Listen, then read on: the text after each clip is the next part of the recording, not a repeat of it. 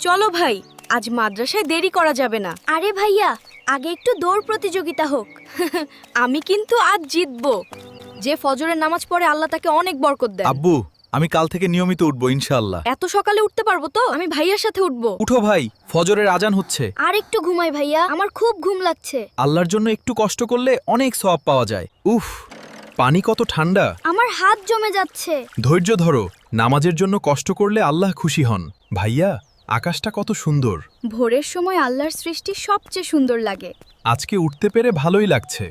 বাবারা, ব্যাগটা খুব ভারী। চাচা, আমরা সাহায্য করি। আমি ছোট ব্যাগটা নেব।